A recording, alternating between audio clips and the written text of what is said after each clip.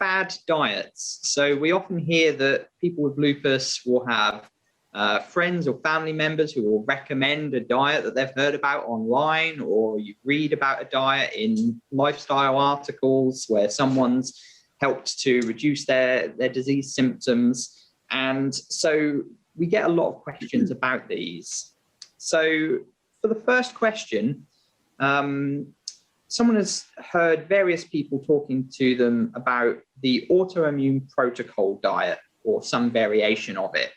And they've always sort of heard of cases of someone being cured of their lupus or their other autoimmune disease with changing their diet.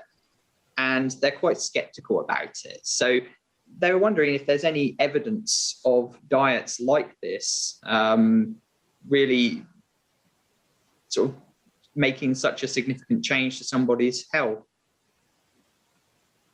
So a lot of the fad diets, I would say, have pros and cons, right? And I would say that the good thing, and what seems to be kind of the same and consistent across the fad diets, and in my opinion, the reason that they can be helpful and effective for some people, is once again about how you interpret them and how you do them.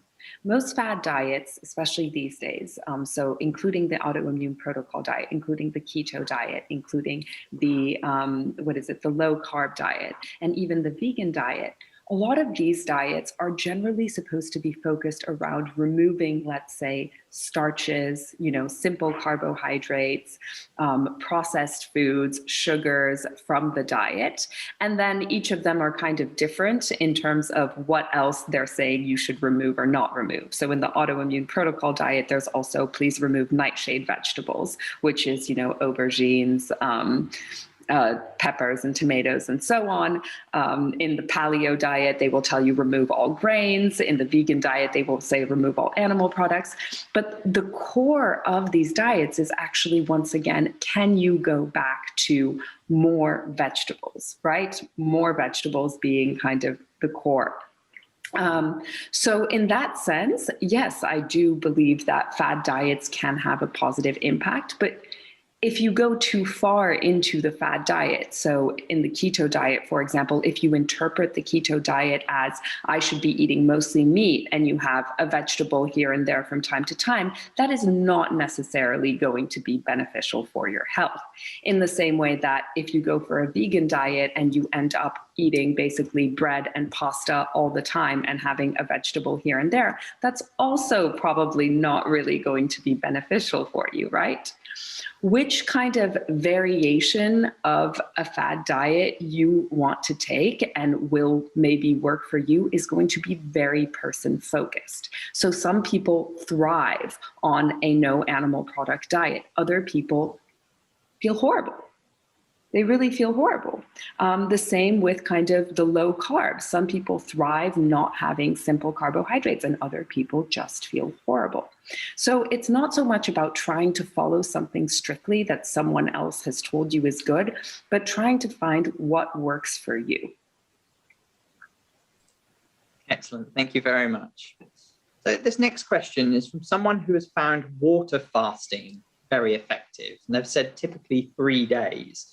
Now, I don't really know what water fasting is, but they've asked whether the panel would support this practice. So do you know much about water fasting, and is it something that is supported? I know a little bit about water fasting, and a little bit, it's in the whole topic of fasting in itself.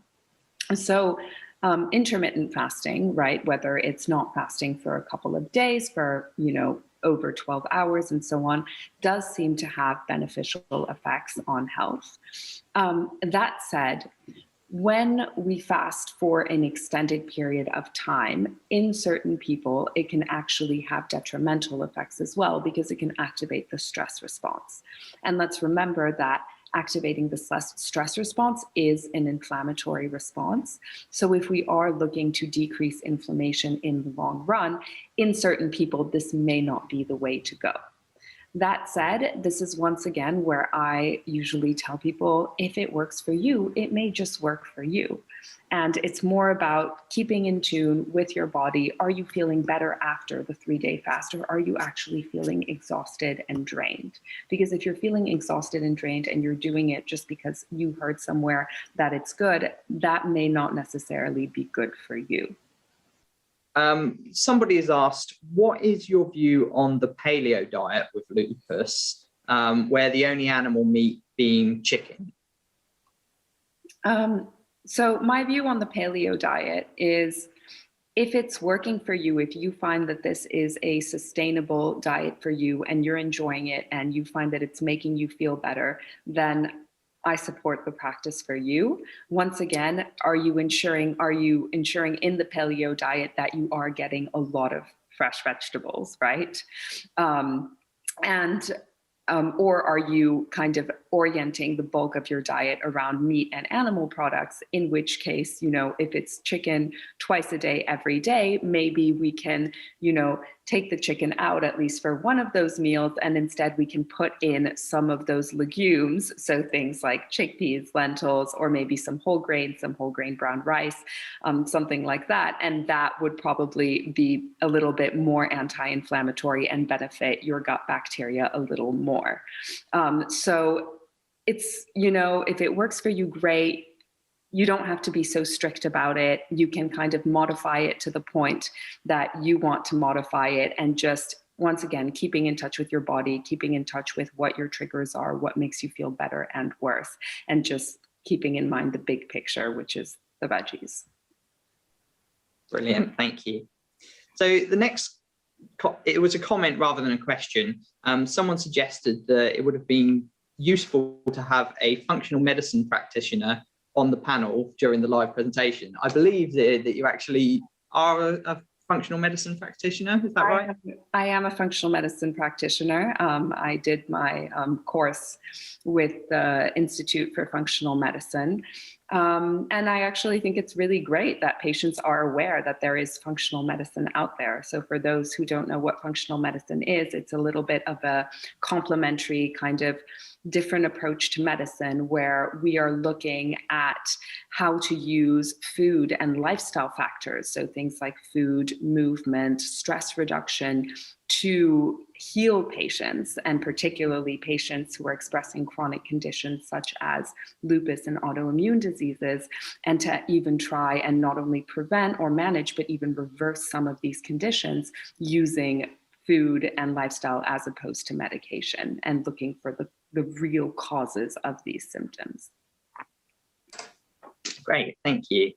And the last question on this topic was someone asking whether meal replacements, and they've given an example like Herbalife, whether they're advisable for someone with lupus, or could they potentially cause deficiency in certain nutritional aspects? So I would need to, or a nutritionist or a doctor who is trained in nutrition would probably need to know more about that particular meal replacement, and also how often are you having this meal replacement?